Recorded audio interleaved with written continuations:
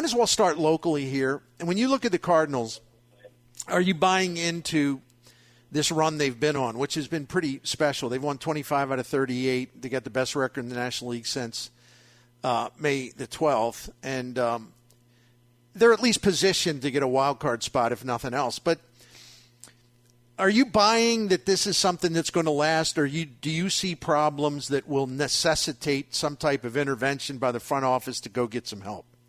Well, it's some combination, right? Like it's certainly like they're playing closer to what it seems like their true talent could be, and what they played underneath last year. I think obviously the division is fairly mediocre, and the middle pack of like the NL wild card race is fairly mediocre, and so it's not a significant bar to clear. But yeah, I mean, they have a lot of good players and a lot of players who, had really good minor league careers and haven't exactly, put it together. But like, are they going to play at this pace for the next 3 or 4 months? Probably not. It'll probably cool off. Could they get better at the deadline? Absolutely. But I don't think it's a mirage in any way, if that makes sense. Yeah, it's interesting. And maybe I'm going to stay in the NL Central here. I'll be provincial. The Cubs are a fascinating story for the wrong reasons. I mean, they were looking so good April the 26th. Since the 27th, they have the worst record in baseball. I got to say, I thought they'd win the division, and I guess it's still possible. Mm-hmm. I didn't think we'd be talking about them being the worst team in baseball since April the 27th. What's gone wrong there, and is it fixable? Pretty much everything, it seems like, offensively has gone wrong. I mean, they've just kind of, stopped scoring points. They've dealt with, a bunch of injuries. I think, that there were concerns about, how their offense would really generate slugging and stuff like that coming into the year. And some of those have, borne out. I think that I had them probably as like a potential wild card team. I thought Milwaukee was going to win the division. I'm not saying that to brag. I'm not totally sure I can name who's on Milwaukee. I just sort of, bet on their front office. There's still a lot of time in the season too. I mean, the Cubs, I think they've obviously been pretty terrible for a while. They're also only 5 games under, which is not that far back at the very least in the wild card race. It's still a decent, way out in the division. So yeah, I mean, just the offense has really been, a bit of a nightmare for them this year. But by the way, before I forget, I want to get this in now. In May, Andy McCullough came out with a book, The Last of His Kind, Clayton Kershaw and the Burden of Greatness. And you can get that wherever you go for your books, whether it's online, whether it's a bookstore that you prefer. You can go the Amazon route. They have a Kindle edition. They have a hardcover edition, and it's gotten great reviews. What was that like? Yeah, it really has. It's gotten great reviews. What was that like working with Clayton Kershaw, who is a generational pitcher and nearing the end of his career? What was that like working with him and helping him tell the story, or you telling the story? With cooperation. I'm sorry. Book, it's okay. It's okay. Yeah, he agreed to participate in the book, but it wasn't like authorized or anything. And he still claims he hasn't read it, which, I probably wouldn't read a 400-page book about me either. I will say Cardinals fans will probably, love the chapters on 2013 and 2014. Clayton did not enjoy talking about those years, but I did a lot of reporting, around it as well, talking to, folks playing on this team, Matt Carpenter, John Jay, Matt Adams, and stuff like that. But in general, it was a really fun process. I mean, I covered Kershaw when I was a beat writer at the Los Angeles Times for several years, and I thought, his career was really worthy of like a full-scale examination. And so it was a really fun project that I really enjoyed doing, and it's been, awesome to see people reading it and seeming to enjoy it. And we'll see if he's able to make it back this year. He's dealing with a major shoulder, injury that he underwent surgery in the off season. But yeah, it was fun to try and write about, one of the best players of all time and try and put him in the context of like this era and kind of what he's meant to the sport of the last 20 years. Yeah, what a great career. And by the way, I still can't believe I can still see it as if it was yesterday. I wrote a column about it, of course, Matt Adams hitting that home run. Yeah, of course. I still can't believe he hit a curveball for a home run. It was like the only time all season that happened. It's from a left-handed pitcher, no less. Yeah. The Cardinals insist that Kershaw was not tipping in those games, and the Dodgers people are less. It was kind of funny. It's like 10 years have passed. Why don't you just tell me if he was tipping? And they're like, no, he wasn't tipping at all. It's like, okay, well, fair enough. I always and I want to ask you another thing about Kershaw, because I've been fascinated by him, really greatly appreciative of his career. I was never one of these columnist talk show hosts who would just sort of go for the easy cheap shot and blast them because the postseason wasn't everything that he wanted it to be. I just thought, listen, man, you got to go whole body of work. Postseasons tend to be random. There's a lot of factors. Yeah, he could have done better, but I'm not going to downgrade his career because of it. But where did he talk about that in the book, or what's your interpretation of that one major criticism, if it's major, of his career?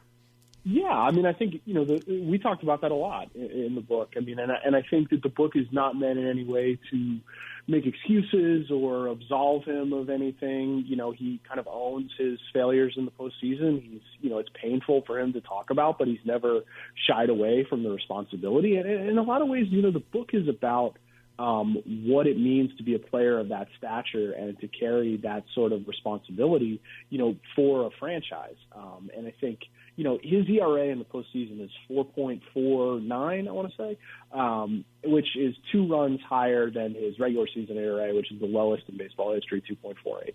And if you pitch 6 innings in a game and you give up 3 runs, you get credited with a quality start. And your ERA is 4.5.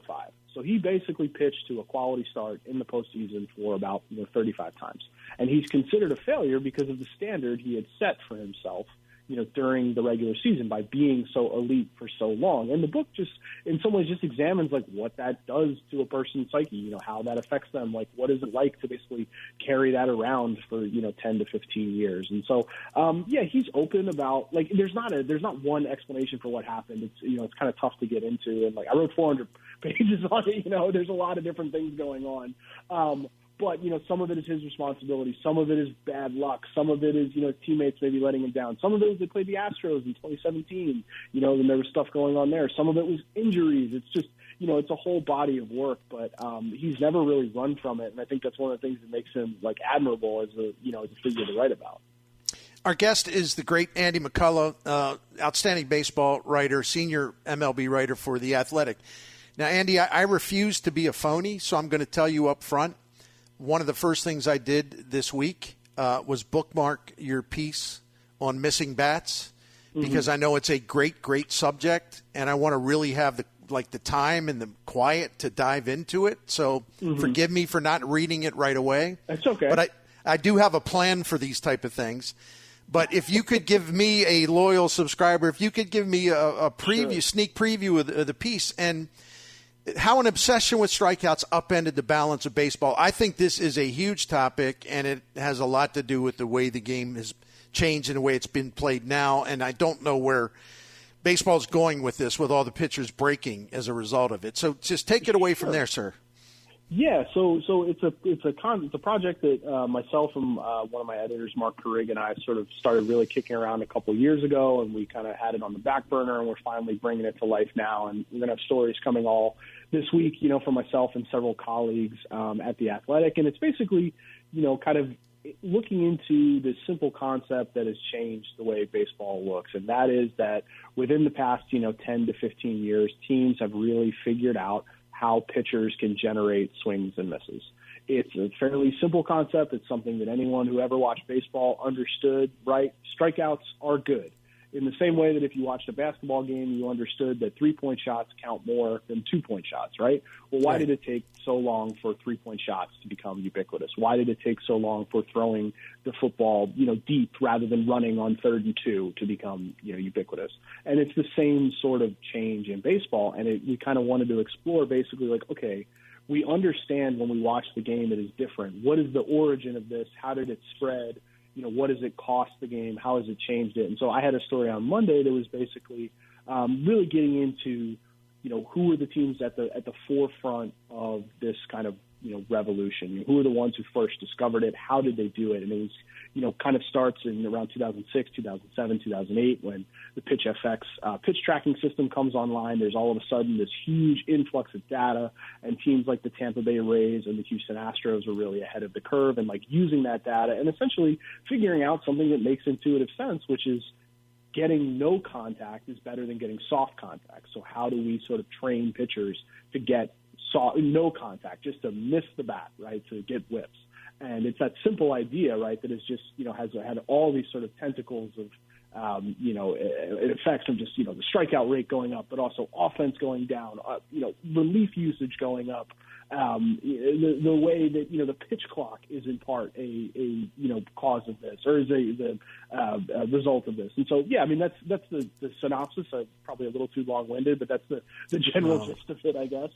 No, not at all. And again, this is a deep piece in terms of all the not revelations, but all the insight and just sort of the history of this. And I'll tell Cardinals fans that if you subscribe to The Athletic, you want to read this, and if you don't, you want to think about it. And by the way, The Athletic is a bargain for all the content that it provides. I mean, seriously. Heck, when I was writing for The Athletic, I was happy to pay the subscription price. So go for it. But a big part or a prominent part in your piece is you talk about Jeff Luhnow, and you talk about this, indirectly starting in St. Louis, because, and this is what people forget, and I'm so glad the way you laid this out. It wasn't just that Bill DeWitt hired Jeff Luhnow. It's also the people that Jeff Luhnow brought in. And then he took with him to Houston. And those guys, there's been, the sons of Luhnow, so to speak, they're all over the place, including Matt Arnold in Milwaukee, David Stearns, Sig Mejdal, I always mispronounce his name, in Baltimore, Mike Elias in Baltimore. Yeah, I mean, they're all over the place. And I think it does explain some of the reasons why the Cardinals kind of fell behind, and they really did. They acknowledge it in their pitching development. So tell us if you can, the impact that Luhnow and that his gang of acolytes in St. Louis, like what they did to change things, and how the Cardinals missed out on it after he left. Sure. I mean, I think what has to be really challenging, for the Cardinals, like as an organization, and for Cardinals fans, is like you're talking about changes that were happening, from like 2006 to 2013 or so. That was a pretty good period of Cardinals baseball. You know what I mean? So like, it's hard to, feel frustrated about the results, but underneath the surface, there were these changes that were happening, that the team, didn't pick up on as quickly, in part because their brand of baseball really worked.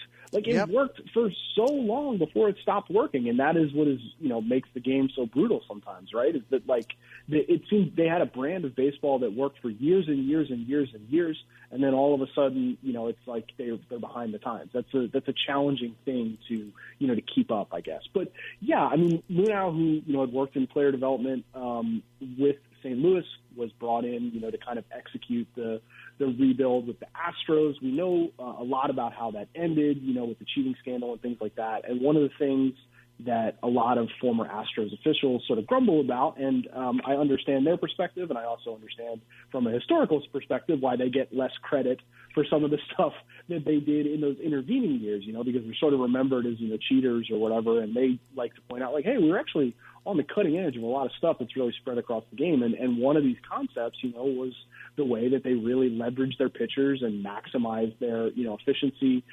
They got them, throwing better sort of, sequences, better combinations. They brought in, one of Luhnow's first hires was a man named Mike Fast, who now works for the Atlanta Braves. And Fast was like one of, the foremost thinkers and sort of, pitch FX and understanding basically how to make pitchers better. Luhnow also brought in Brent Strom, who, earned a ton of accolades for his work as a pitching coach. Sig Mejdal was part of the sort of analytics department, and they kind of had all these sort of innovative things. And one of the things that they did is when they had thoughts that they felt like were innovations, they used it for the entire organization, from the big leagues all the way down to like the complex leagues. And they demonstrated that a lot of these concepts that some other teams like the Rays had shown could work. They demonstrated how they could work like at scale, like organization wide. And that was something that a lot of other teams pulled from them, if that makes sense. Yeah, and a part of his move to Houston, as you covered in the piece, Brent Strom and Mike Fast actually, went with Luhnow as part of that new delegation in Houston. And I've had Cardinals people tell me that when they sort of talk about like on the field type stuff, losing Brent Strom was a huge blow because he was so good at his job and probably underutilized in a way. And I love the quote in your piece because people listen, as you know, but just for our listeners, when Luna was brought in by DeWitt, I mean, it immediately caused fissures in the organization. Right. Walt Jocketty and others, the old school guys, were just resentful and bitter. And, DeWitt ended up firing Jocketty after the 2007 season because of it. But Brent Strom was different, and he was even then. He's an older guy now, but he was even kind of an older guy then. I love this quote you have because I think it's really important and it can apply to people that have closed mind about this kind of stuff.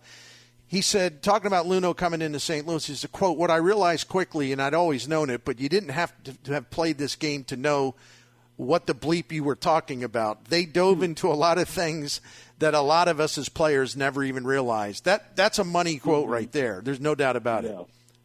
Yeah, I mean, Strom is someone who I think if you talk to Astros people will all point to as being incredibly influential and important to, that organization's rise. And, his influence is still a big part of the flywheel that kind of kept things going after he left. And he's now the pitching coach with the Arizona Diamondbacks during the World Series last year. And we'll actually have a story tomorrow that gets into a lot more of, Strom's sort of career and some of his sort of back and forth, while working in the Cardinals organization and kind of bumping up against some of the, the more old school values. And one of the things, he always talked about is just like, basically spending time around Sandy Koufax, when he was in the Dodgers organization and Koufax was an instructor, and talking, thinking, if you think about like how Koufax pitched, right? Like he wasn't throwing, sinkers and two-seamers down in the zone. He throwing fastballs up, and curveballs off it. He pitched basically like a modern pitcher, right? Like you think about it like Tyler Glasnow with the Dodgers, like that's, kind of like what Koufax is doing. Not exactly, but you know what I mean? Like a four-seamer, overhand curveball,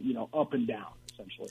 And Strom was kind of wondering why more teams weren't, coaching for this, why they were, sort of thinking about things differently. And so, I mean, it's definitely, I am very sympathetic to, sort of the Cardinals fascinate me, in sort of just for the reasons that I was talking about, and that like, it's so hard to be like a good team for so long because it requires so many different skills. It just requires being able to, continue to, it's what makes like the Yankees so impressive that they haven't had a losing season in forever, right? Like just being able to stay ahead of the curve while, not getting chances in the draft and things like that.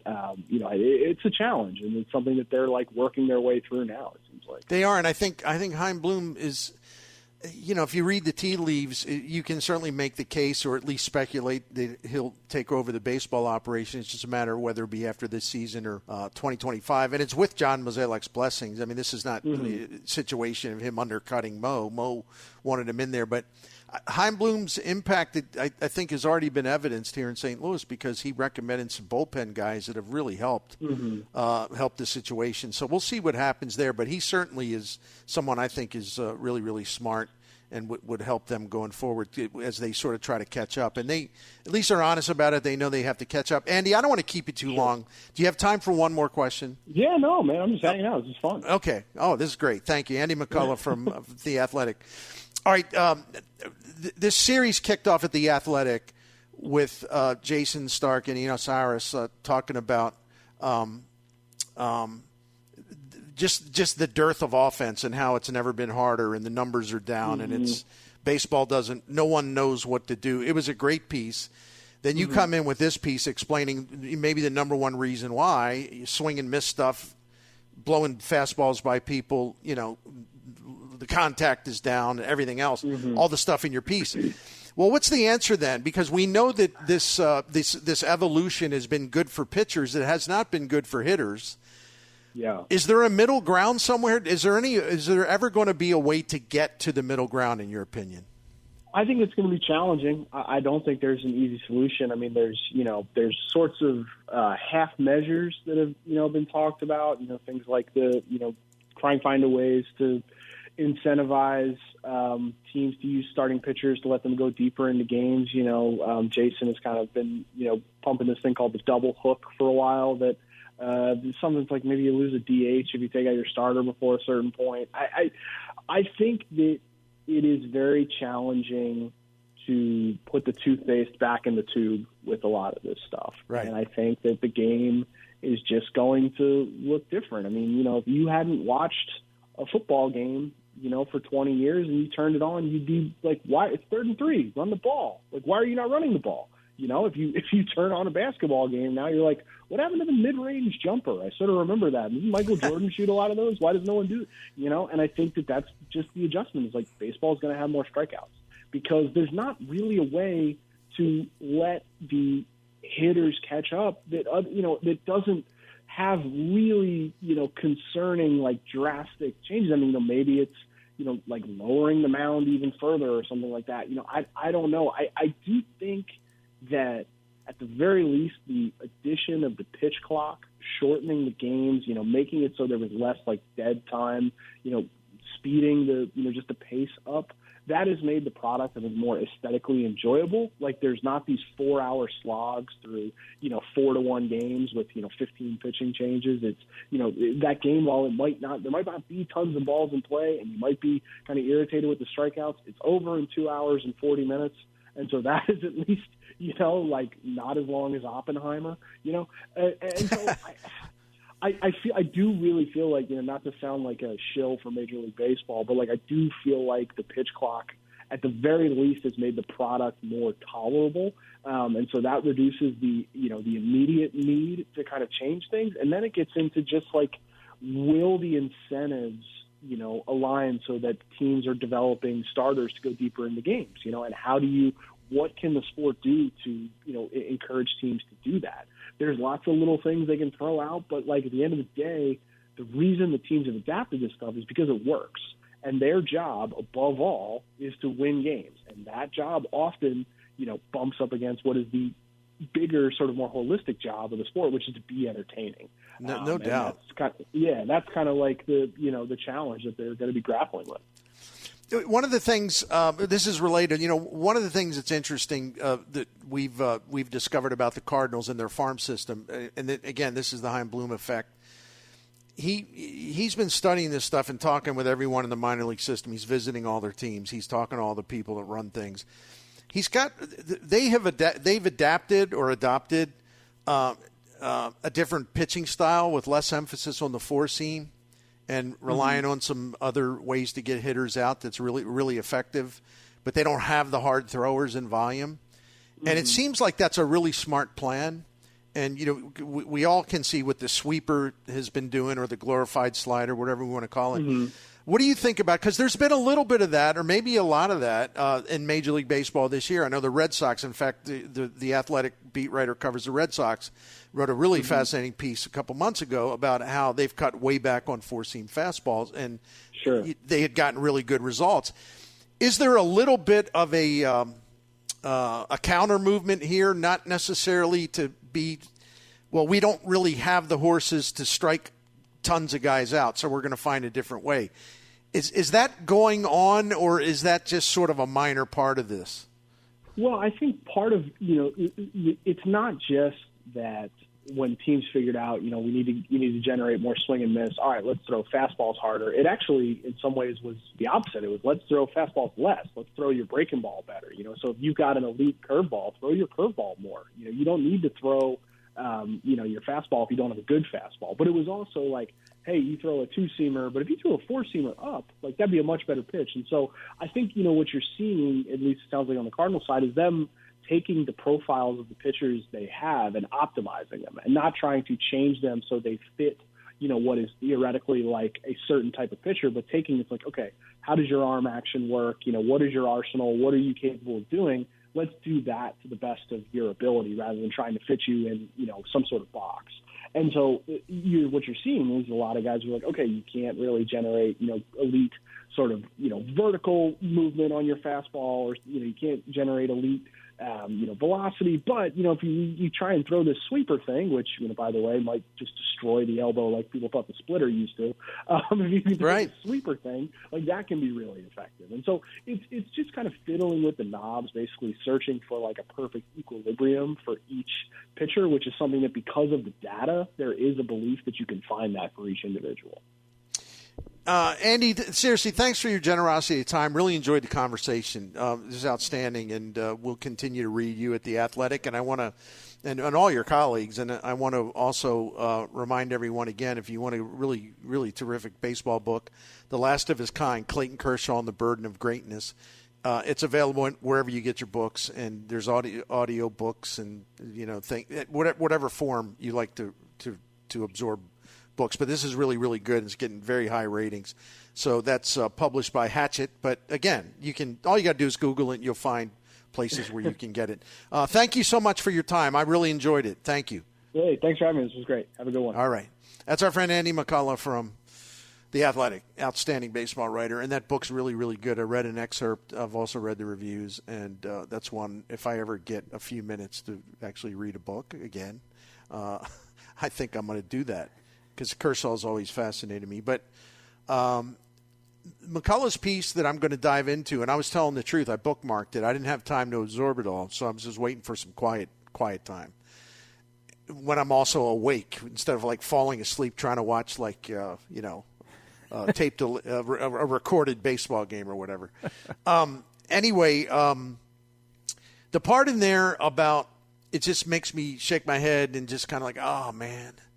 The Cardinals did win, and they won, and they won, and they won, and they won, and I'm never going to forget that. A lot of people like to forget it.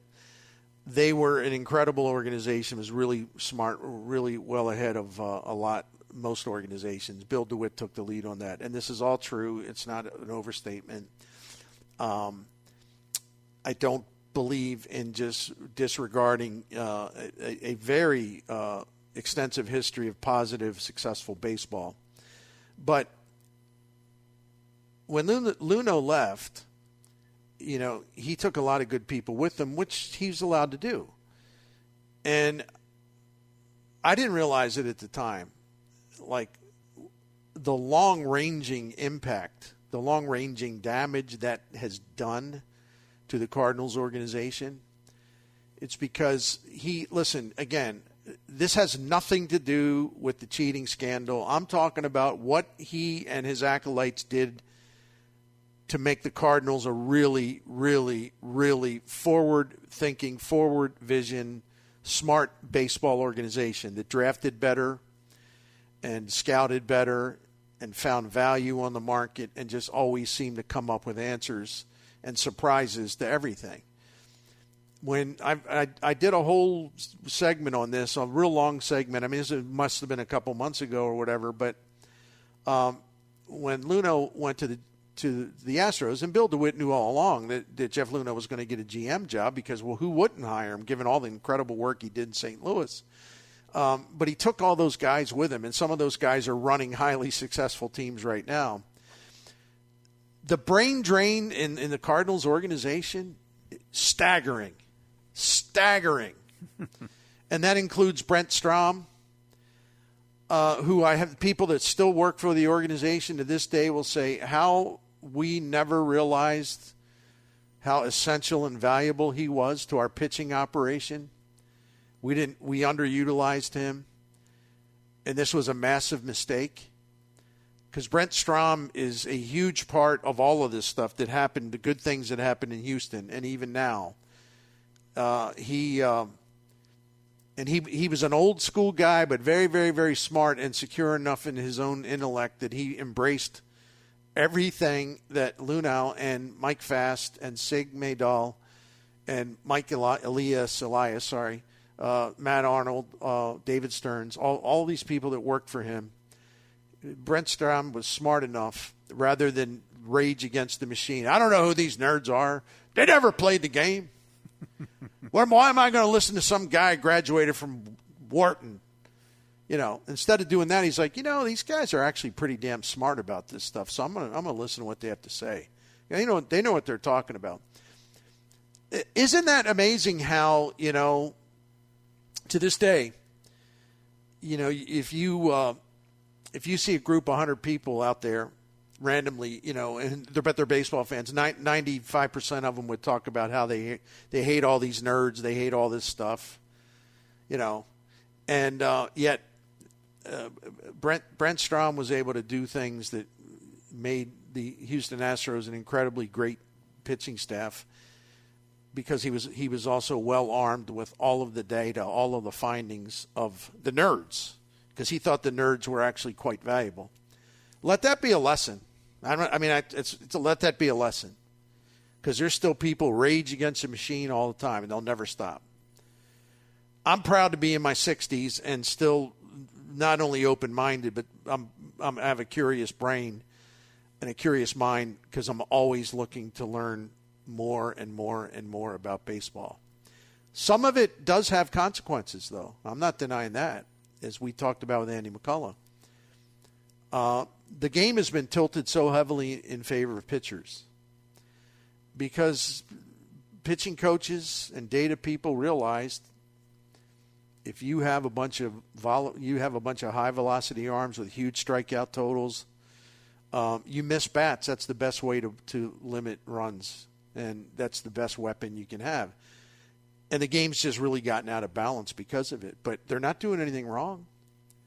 And see, baseball is got a predicament that no other sport has, which unless you're going to use artificial gimmicky methods to try to level the playing field, you're basically not going to let people compete at what they do best, because that's what we're talking about here.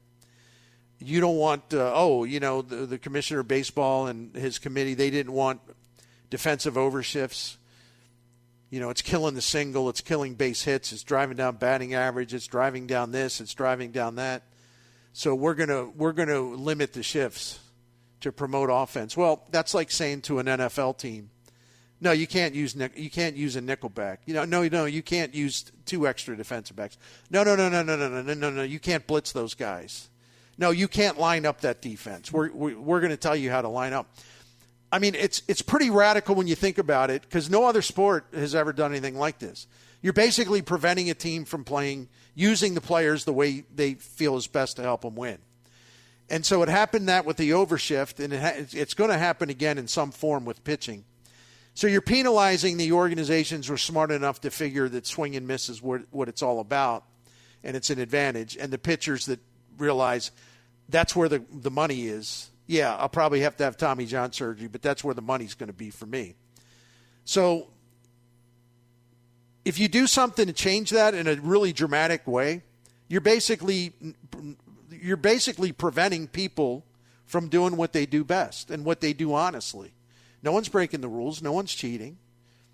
You're basically saying, no, we're going to take action because we don't want pitchers throwing this hard. We don't want them throwing this sweeper pitch. We don't want this. We don't want that. We're going to get this stuff out of the game, or we're going to reduce it. Again, that's like going to the NBA teams, or successful college programs. Say, no, you can't shoot that many threes. Boston Celtics, the best three-point shooters in the NBA, won the NBA championship, dominant from start to finish. No. From now on, you can only attempt 15 three-point shots per game. You can't attempt 35. I mean, something's wrong when you dictate and you prohibit people from using their talent in the way that is going to maximize their team's chances of winning. There's something fundamentally messed up about that. But I don't know what the answer is. I think they're going to have to be gimmicky and be drastic in terms of trying to take some of the advantage away from the pitchers. Whether it be limit the size of pitching staffs, okay, they can do that, but all that's going to really do is you're going to have more pitchers destroying their elbows and their shoulders. Mm-hmm. So, what can you do? What do you want to legalize? You want to allow performance-enhancing drugs? Maybe that would offset it. I don't know. I don't know what you do, and everyone thinks they have an easy answer. Oh, well, this is what you do. And it's like, come on. Yeah, you could do that, but is it, number one, is it fair? Number two, isn't it? Aren't you just sort of trampling all over competition, and by allowable rules, doing what you do best, and you don't have to worry about somebody telling you can't do that anymore? That goes against the very grain of competition. But yeah, there's going to be people that are going to come up with all this nonsense, and Manfred and his goofballs around him, they'll go along with it because they think that all the kids out there, all the kids that are gamers and have no interest in baseball, they're all of a sudden going to become baseball fans. The 16-year-olds are all who don't care about baseball, the 20-year-olds or whatever, 22-year-olds, all going to start loving baseball if teams score a couple extra runs a game. I mean, it's delusional is what it is. It's absolutely delusional. So anyway, look, the frustrating point in what you're talking about is if somebody has a God-given ability to do something, you can't limit that. Right. Hey, as long as they're not cheating. Right. That's what I mean by that. If it's natural and the guy can just throw it as hard as he can throw it, and he's able to continue to do it time and time again, you can't limit that. The one thing about the cheating part, though, like you said, is you got to limit. They tried to do the sticky stuff. Apparently, Edwin Diaz didn't get the memo, but that's okay. That hand was just. I'm still skeptical about that whole situation. Let's just put it that way. I don't know. I know. I'm sure it's better, but I don't. No, I think it's better, but it can be circumvented. Yeah, and then too, maybe we hear the talk of the baseball from pitchers. They're wearing it. They use the sticky stuff because the baseballs are different. They can't grip them, and we have seen guys get wilder and don't know where the ball is. Maybe there's a better medium in there somewhere to fix that with the grip of what the baseball is made of and its tackiness as it comes out of the bag, so to speak. But you can't. You just start limiting too many things and you start gimmicking the game. You can't do that. Well, the one thing these clowns can do, because they do it anyway, people who listen to the Bernie Show know that I've hollered about this a lot. One thing they can do, I haven't hollered about it for a while, one thing they can do is quit messing with the baseballs, because they go back and forth. It's some seasons or part of a season, the studies have shown they're playing with a rabbit ball. In other words, they're actually playing with a juiced baseball that's going to travel further, right, when struck. And then it's like, well, wait a minute, hold on now. No, we've gone too far with this, so now we're going to have to deaden the base. So they deaden the baseball, and then the offense and the power production goes down. And then everyone's complaining about it being boring. So then they try to tweak it again. They can't get it right, and all they do is you have a bunch of chimpanzees monkeying around with baseballs, hoping something will work. That's basically what they do. Yeah. And so if they're that worried about offense, then when in doubt, if you don't want the hitters to juice, and I don't think anybody wants that, well, a little juice in the baseball then. A little bit of juice in the baseball. Get that thing hepped up. Because you keep doing it anyway. You always go back to that. And I forget what year it was, man. I don't know, it was like 2019 or 18, or it might have been 2021. I don't know. It's fairly recent. Mm-hmm. Baseball actually admitted this. They actually used two different types of baseballs during the season. Yes. Because they're trying to get a handle on this. I remember that. It's impossible to be dumber than these people are when it comes to this particular subject. Right? Yes. You're right. Well, we're going to do this. And you go, no. What group came up with that idea and thought that was wise? That was the best option. No, they're going to do something stupid. They're going to do something drastic, and they're going to say, no, you can't. Starting pitchers must go 6 innings, period. You can only have, 10. You can only have 9 pitchers on your entire staff. That's it. You can't do this. You can't do that. If you throw over 90, we actually have writers suggesting, you throw over 95 miles an hour, it's a ball. Yeah, that's you're silly. I mean, just these dumb, stupid, these interventions that just make it more maddening, if you ask me. I don't know. I have no answers, but, I'm not one of these people that sits around coming up with this convoluted stuff that is basically the work of an insane mind. I'm just not going to do that. It's mind-boggling how some of the stuff that some people concoct. You go, oh my goodness, stay away. Go back in a hole somewhere. Don't bring that out anymore.